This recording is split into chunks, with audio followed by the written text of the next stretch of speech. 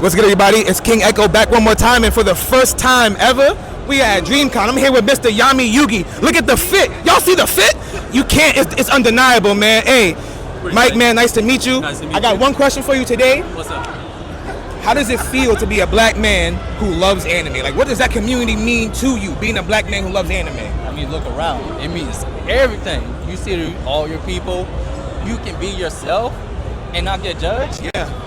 It It's feels a beautiful amazing. feeling. It's amazing. It's all inclusive. That's my favorite part about it. Listen, man, I had to stop you. Well, you stopped me, but the fit, man. Let's make sure we get this man's fit on the cam, brother. The details are insane. This man can't miss. This man can't miss. I appreciate you, dog. Thank you for stopping. DreamCon, an event where dreamers are invited to be themselves. An event that deserves the praise it gets for being welcoming and all-inclusive. But let's be honest. It's a beautiful thing to see all these black people being able to express themselves how they want. From cosplay to the plethora of booths to commemorate your visit, there is no shortage of excitement here at DreamCon.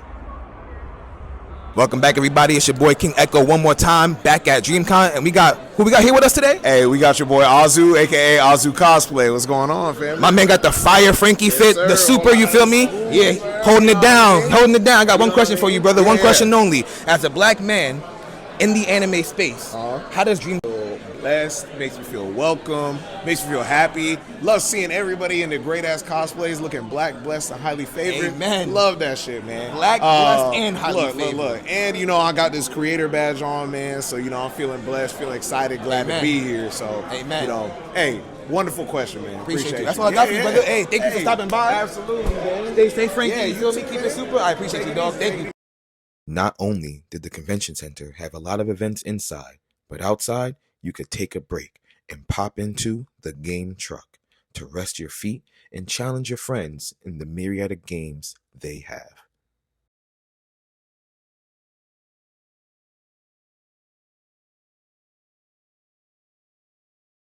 Alright, y'all, welcome back. It's King Echo once again. I have the motherfucking Power Rangers in the building. You feel me? Yes, sir.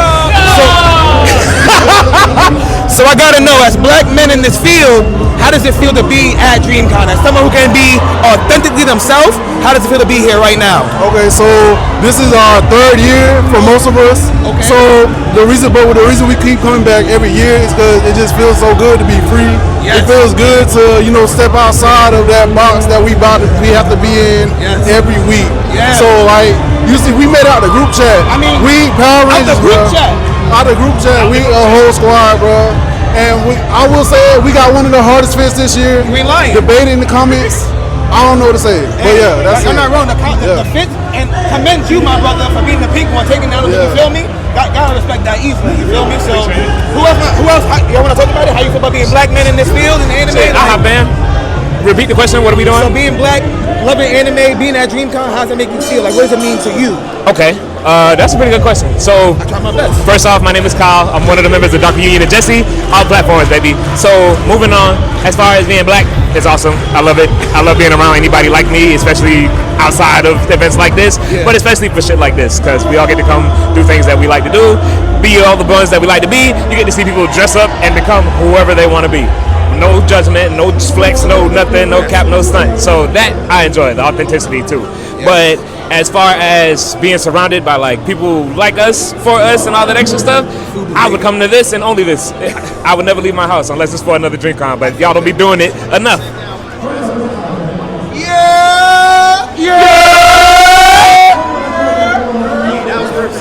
Next question. What's up? I got one question. Yeah. So, anyone else want to go? All right. So, being a black man, being someone who loves anime, being at DreamCon, how does it make you feel? Like, what does it mean to you as a black man? Hey man, honestly, considering what a lot of black people stereotypically went through as a child, being ridiculed for liking certain things, certain media and stuff like that, just growing up, finding like-minded individuals like these guys, these are my homies for real. So we all grew up on this shit, we weren't embarrassed by it being in school, we weren't paying attention to no haters like that, we love the media. You know what I'm saying? So just having a space to just come out and openly express that is fucking amazing. It's beautiful. Yeah, man. It's beautiful. Beautifully said, my brother. Beautifully said. Anyone else want to talk? I'll take anyone else. Going once, going twice. say less. I appreciate your time. Thank you. Let me get the IDs and shit. Welcome back, everybody. It's your boy King Echo one more time, and we are here at DreamCon. I got Alucard right here next to me, and Alucard, I gotta know, to be a black man loving anime and being at DreamCon, what does that mean to you?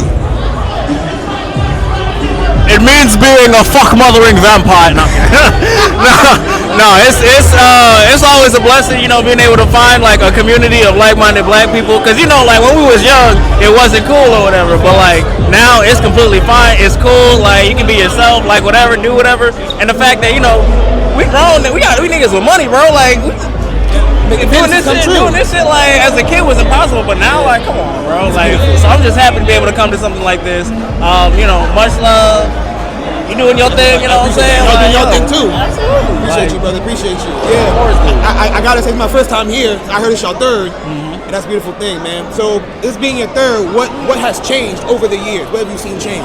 So, the venue, for starters, has changed. The amount of people, because when we first went, like 2 years ago, there was maybe 1,000 people. Maybe 2,000 people. Now it's in like the tens of thousands. That's like, this is crazy, yeah. That's beautiful.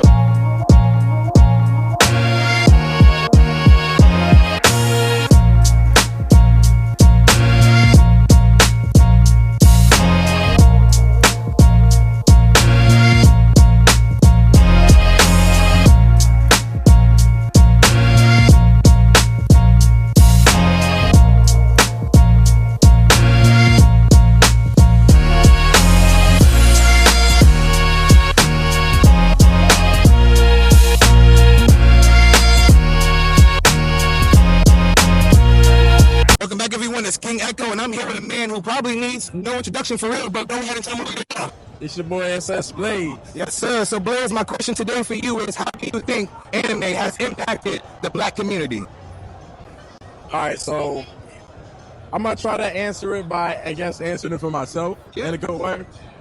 So, I feel like anime was like a good way, like, how do I word it? Okay, so you know, there's a lot of people who automatically kind of like think of like stuff like the Boondocks and stuff. Yeah. And the Boondocks was heavily inspired by like anime and stuff like that. I feel like growing up, everybody watched Dragon Ball Z, Pokemon, all that stuff.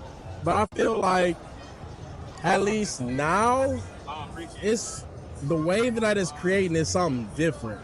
So like, I feel like, you know, there was a lot of people that was a lot more quiet about it, but I feel like black people have turned or have allowed anime to influence them and give them a sense of like expression. Yes. In a sense. Cause like I said, I make content, a lot of it based on anime. So it's like, it helped guide me to create a whole career, which with that, I've been able to inspire and impact other people. Amen. And carry on with that stuff. So it's like, I feel like in a sense, like anime is I'm the medium for anime impacting others in our community.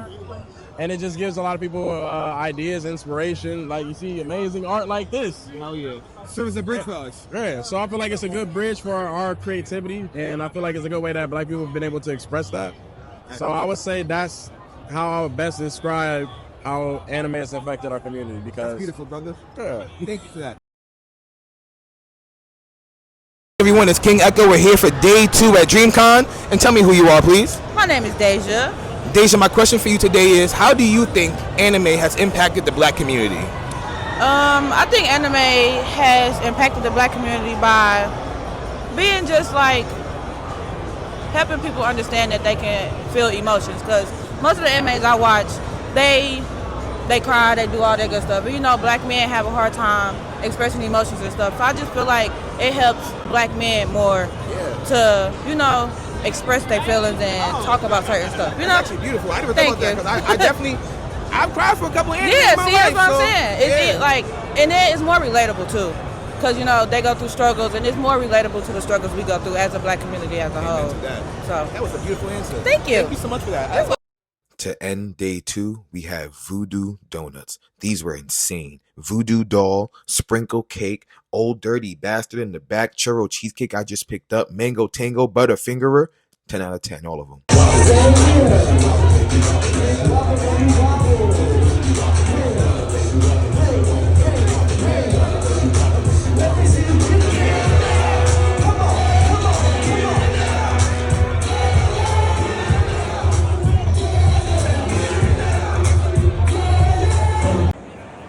excitement did not stop on day 3. There was still so much to see. Came across a booth that had these Lego-like toys called Sembo blocks. They had everything, from Marvel to anime. They even had the Looney Tunes. We ended up ending the day with a panel from Dominique Thorne, who plays Riri Williams. About Riri Williams is that she's a genius, right? But in the Marvel universe, sometimes things that happen is that like everybody's a genius. You know, Fantastic Four, Reed Richards, genius. Hank Pym, genius, right? And people start out as like, yeah, this guy's smart, this guy's smart, this guy's smart, this guy's smart. But when Riri shows up, her genius is unique. Sometimes we think about intelligence and how intelligence looks, how it's supposed to sound. And Riri is like, I ain't interested in any of that. And I'm smarter than you, so yeah, what? Super genius, actually. Yeah.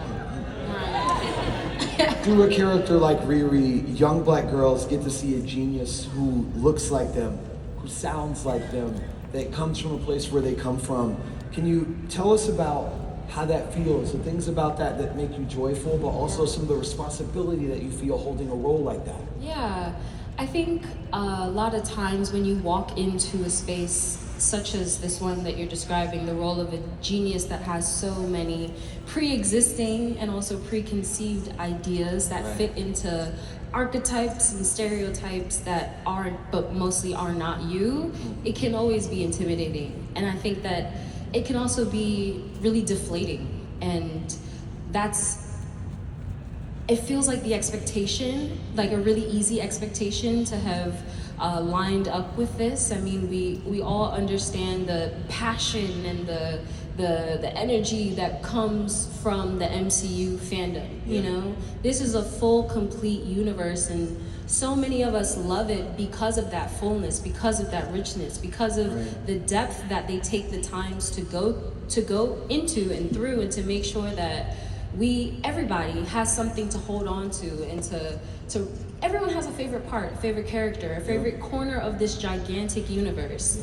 And I think knowing that they were actually going to turn Riri Williams' story into a part of that universe that we could see and not just read is so exciting, because it makes us think like, oh, that's for me. Like, that's absolutely for me right there. Like, I see it. I don't have to try and relate to it. I don't have to, it's just clean right there on the page.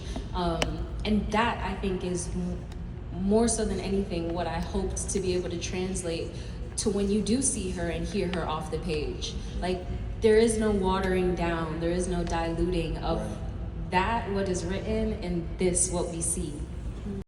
Thank you for the memories, DreamCon. See you next year.